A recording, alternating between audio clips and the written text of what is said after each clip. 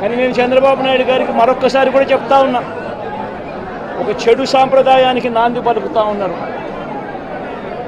దయచేసి ఆపండి.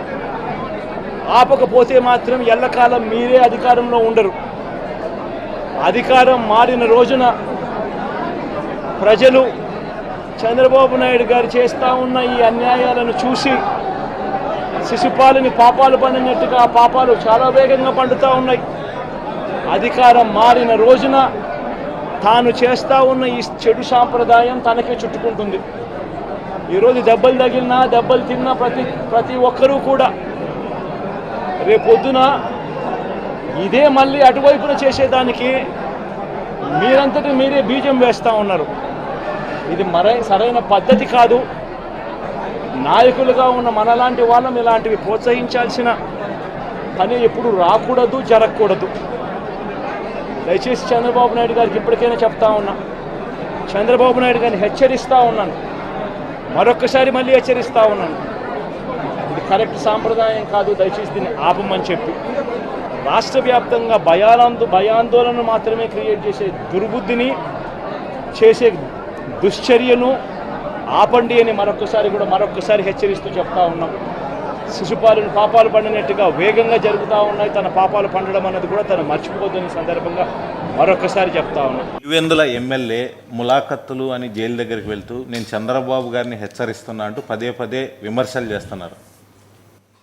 ఏం చేద్దామంటావు? నేను ఏం చేద్దారంట, అదే నేను చెప్పేది కాదు.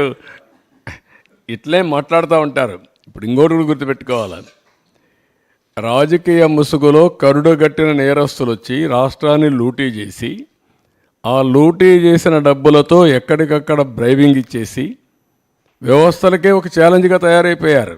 అదొక సమస్య ఉంది నాకు. ఇక్కడ మీరు గుర్తుపెట్టుకోవాలి, వ్యవస్థలో 5 ఏళ్ళు సంపాదించిన డబ్బులు ఉంది, ఏ వ్యవస్థనైనా కొనే శక్తి ఉంది, ఆ వ్యవస్థను కొనే పరిస్థితికి వస్తారు. అందుకే మార్నింగ్ కూడా బ్యాంకర్స్ అని చెప్పాను, 200-500 రూపాయలు రద్దు చేయండి, క్యాష్లెస్ విలేజెస్ ఉండేట్టుగా ఎక్కడ చూసినా డిజిటల్ కరెన్సీ ప్రమోట్ చేయండి మీరు అని చెప్పాం. అవన్నీ ఏంటి మనం చెప్పేటి లాంగ్ టర్మ్లో ఒక వాల్యూ బేస్డ్ ఇవన్నీ. కానీ ఇప్పుడు ఎట్లా ఫేస్ చేయాలి? ఇవన్నీ ఉంటాయి. ఎవరు ఎన్ని అరిచినా ఎన్ని బెదిరింపులు చేసినా ఐఎమ్ వెరీ క్లియర్, ఎవ్వరు కూడా నేరస్తులు తప్పించుకోలేరు, అవినీతి పరులు తప్పించుకోలేరు. ఎక్కడ విక్టిమైజేషన్ ఉండదు ఈ గవర్నమెంట్లో. ఈ గవర్నమెంట్లో ఒకటే ఉంటుంది, ఫర్మ్గా ఉంటుంది గవర్నమెంట్, ఎవ్వరికి భయపడదు, సిస్టమేటిక్గా ఉంటాం. ఎవరు తప్పు చేసినా, ఎవరు రాజకీయ ముసుగులో బెదిరించాలన్నా ఆ బెదిరింపులకు ప్రభుత్వం భయపడదు. ఇప్పుడు ఆపరేషన్ లేకుండానే మోకాళ్లకు ప్లాస్మా ట్రీట్మెంట్. మీ ఆర్థోపెడిక్ సమస్యలన్నిటికీ రోబోటిక్ టెక్నాలజీ ద్వారా తక్కువ ఖర్చుతో శాశ్వత పరిష్కారం. Free consultation. ప్రతి ట్రీట్మెంట్ పై 20% డిస్కౌంట్. ఈ ఆఫర్ కొద్ది రోజులు మాత్రమే. త్వరపడండి. V9 hospitals 9281465842.